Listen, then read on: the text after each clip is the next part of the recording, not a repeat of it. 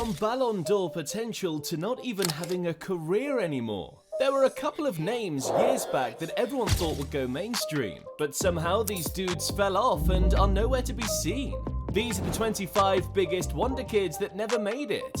And first up, it's the guy who had everyone in a chokehold in 2014, Mario Götze. When Götze first came onto the scene, he was a proper talent. By the age of 22, he'd already won the Bundesliga 3 times. Twice with Borussia Dortmund, and after a stunning 2012-13 season, where he helped Dortmund reach the Champions League final and totaled 16 goals and 20 assists in 44 games, Götze was copped by Bayern Munich the next season. The biggest highlight of his career though came in the 2014 World Cup final, where in front of a combined audience of 4.6 billion watching, Götze grabbed the headlines. Scored the winning goal in the World Cup final. After that though, it all went downhill for Götze. At Bayern Munich, he couldn't get enough game time because he was either always injured or lacked form when he was fit. He returned to Borussia Dortmund before going on loan to PSV and Eintracht Frankfurt. It's quite easy to say Götze's career ended because of his injuries,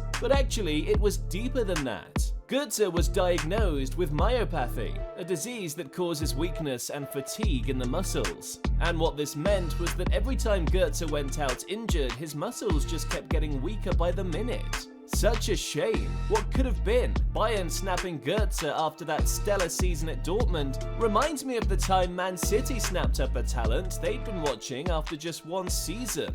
Jack Rodwell. After 2 seasons at Everton, Manchester City had seen enough. The hype around Rodwell was crazy. Some media reports had even labelled him as the next Steven Gerrard. And so in 2012, City spent $12 million to cop him.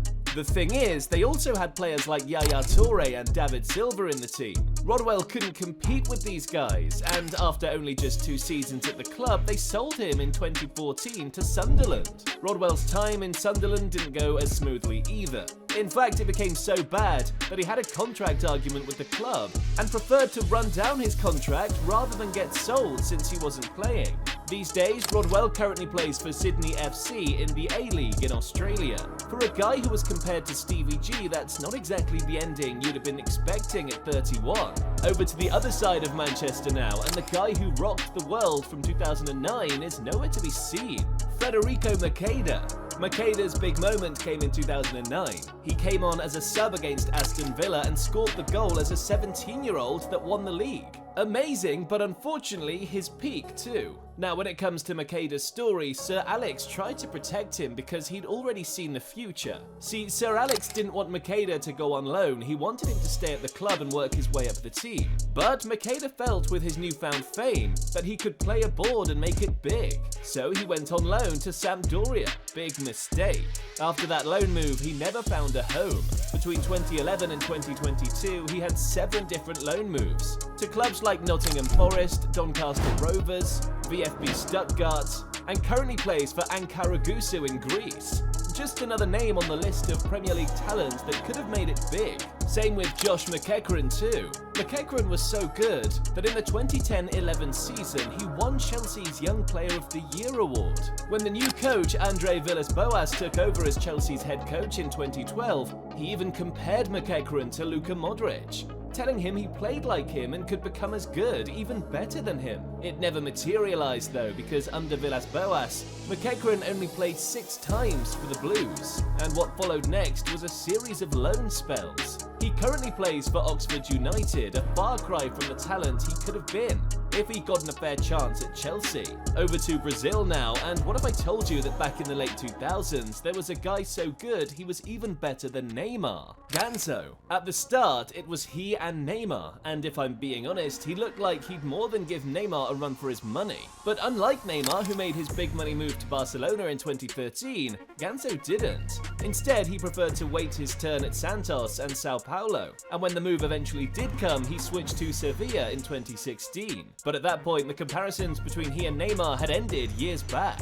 While Ganso was still contemplating a move to Europe, Neymar had already become one of the best wingers in the world, and had gotten clear of him. The comparisons between Neymar and Ganso didn't do Ganso any good, just like it didn't do any good to Bojan after he got compared with a family relative who ended up destroying his career. In the late 2009s, Barca built a dynasty that had two relatives tearing teams down the wings: Messi and Bojan Krikic. And yep, they were distant cousins. Messi exploded into the spotlight first, but in the months that followed, it looked like Bojan was going to follow him. In the same way, Messi made initial steps by breaking into the first team with crackling performances. Bojan was doing the same thing too.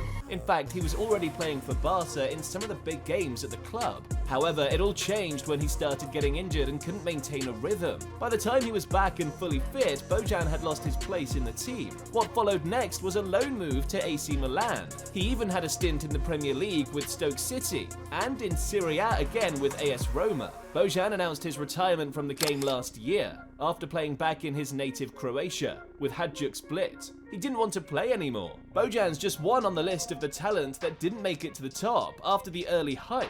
He was even in the same set with this other dude, Ibrahim Afellay.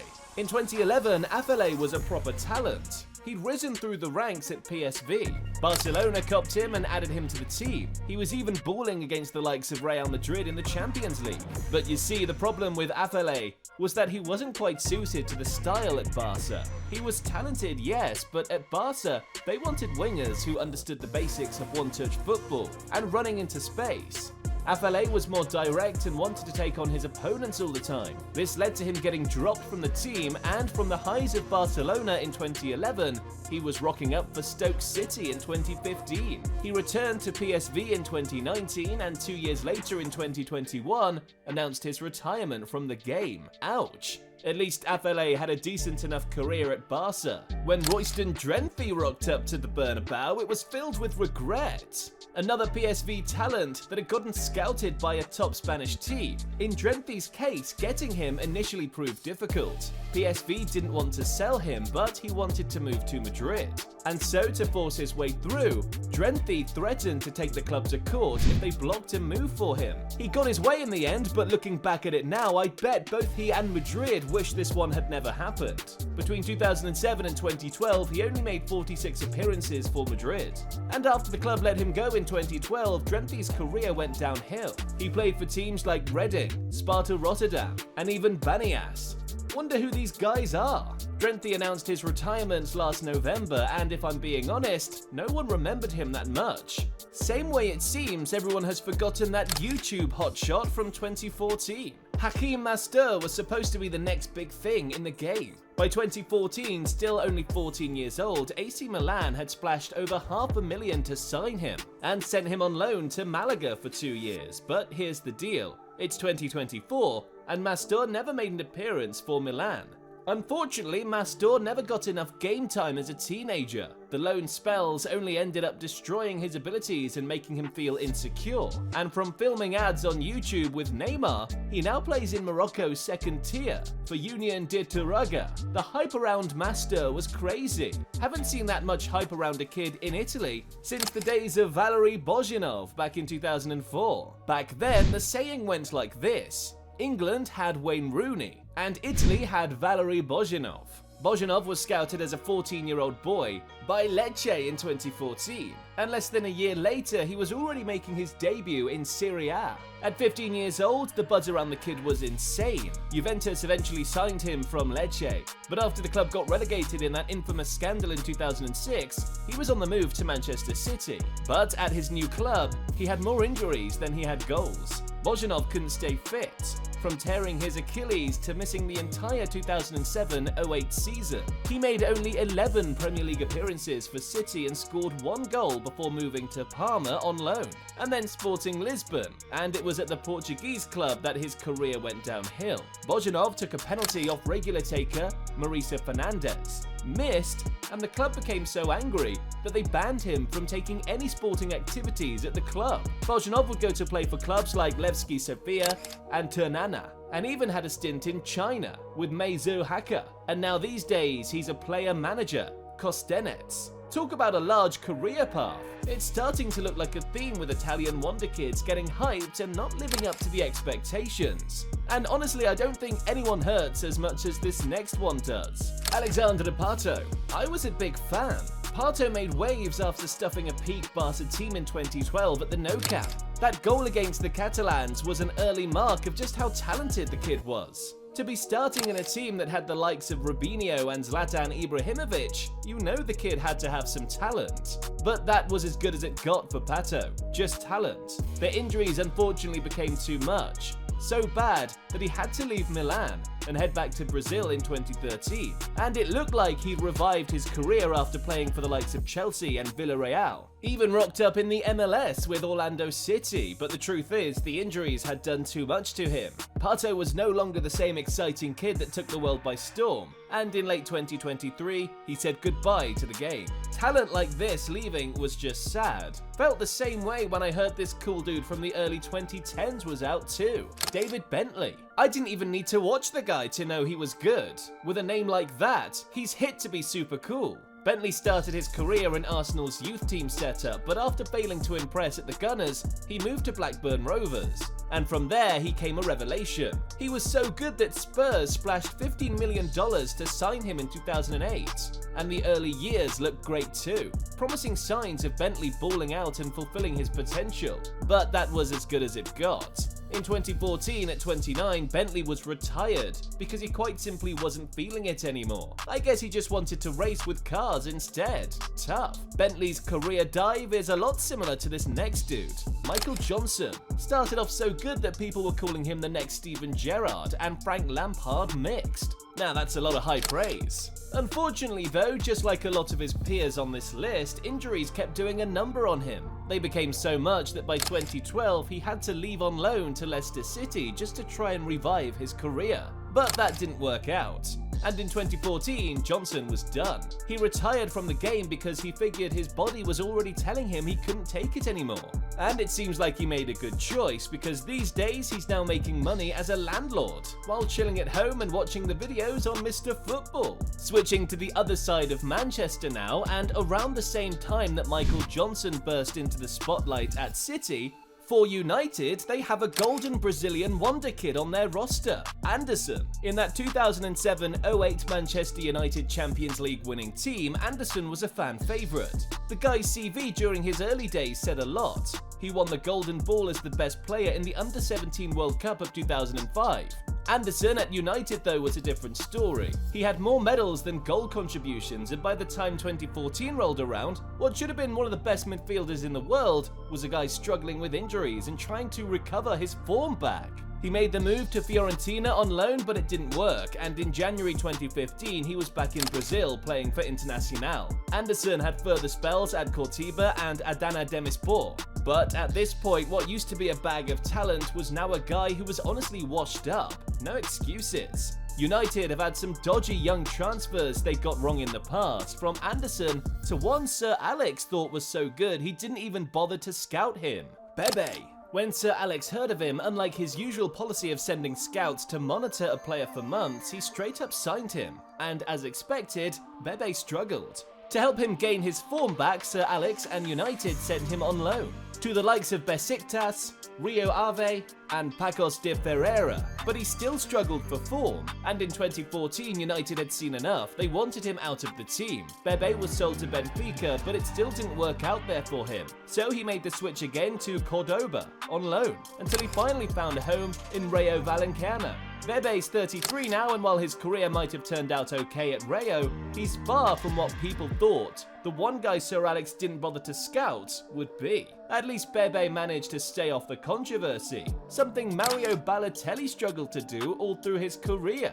Honestly, when you think of Balotelli, the first thing that comes to mind is controversy. From setting his bathroom on fire with fireworks to crashing into a female prison just to see what it looked like, Balotelli was always full of it. His career started with Inter Milan. He was part of the treble-winning team in 2010, but pretty soon, his antics became too much for Jose Mourinho, and the board sold sold him to Manchester City that year. At the Sky Blues, Balotelli produced some of the most infamous moments of his career. From his "Why Always Me" celebration to purposely missing an open goal in pre-season, Balotelli struggled with his attitude problems, and by 2014, he was back in Italy, this time with Inter's rivals Milan.